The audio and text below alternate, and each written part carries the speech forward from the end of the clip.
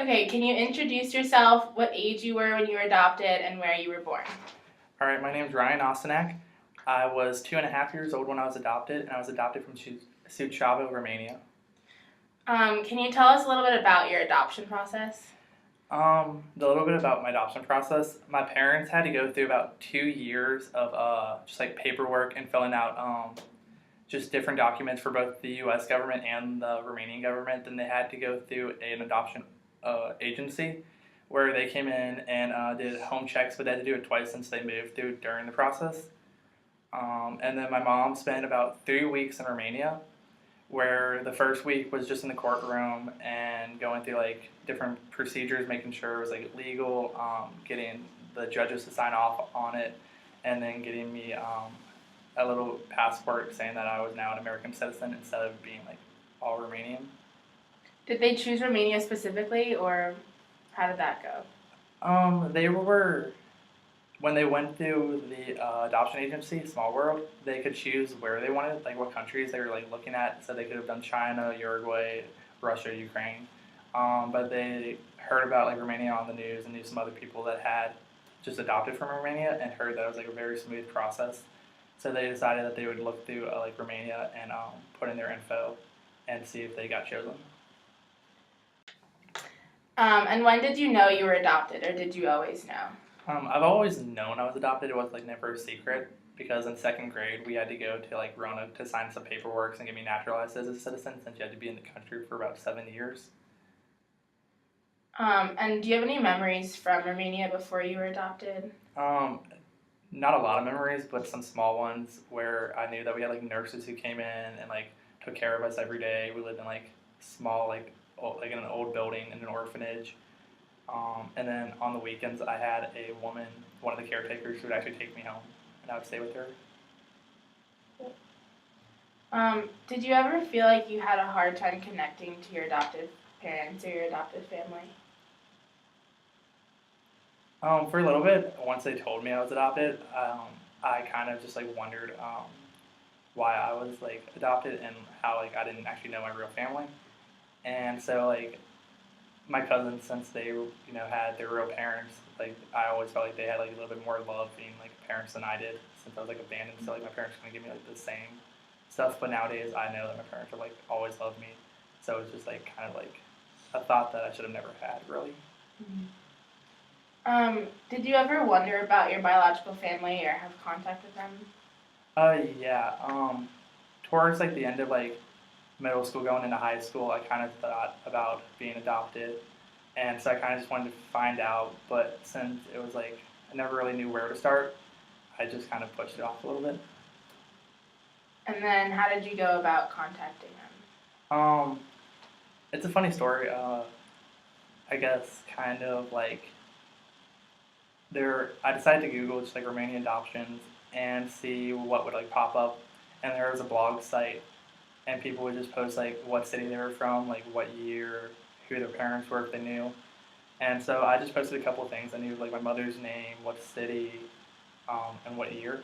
And then 4 or 5 years later, I guess it was winter of freshman year in college.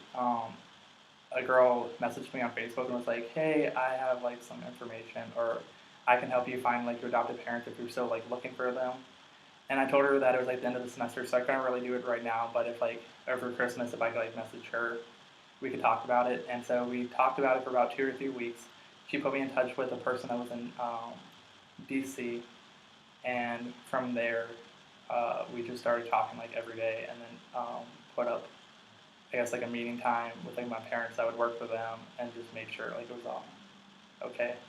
How did your adoptive parents respond to you, like being curious about your biological family? They were actually like very open to it since they like would tell me since I was like very little that I was adopted. They wanted me to like know who it was, but just like wanted to like have the right time instead of like rushing into it. And then, what was your experience like when you went back to Romania? It was a great experience. It was like inspiring just like to see where it came from, like what the country life was there. Just like visiting different like museums, like culture museums, housing museums, seeing like what they were like, especially like in the big cities, they like wore like modernized clothing. Like when you got farther out, like into like villages and stuff, they're still wearing like very like old looking clothing. Like they don't have cars; they have like donkeys pulling like wagons, and it's just like very, I guess, like ironic. And how was it meeting your biological family? Who did you meet? I met my brother one of my brothers in person, and then I met another brother on Skype. Um, then the rest of the family, I have another brother that lives somewhere in Italy, and then my mom, no one really knows where she is. And she would be the only person that actually knows where my father is. And how was it meeting him? What was it like? It was an interesting experience just because there was like the whole language barrier, always having to have a interpreter. We took a 10-hour car ride from like the capital to his hometown where he lives now, and so it was like good like 6 hours of silence at the beginning just because no one knew where to start with. But then we finally like started getting like comfortable and could speak a little bit, and then the interpreter was always there to translate and just like help us get moving on like questions and get us talking.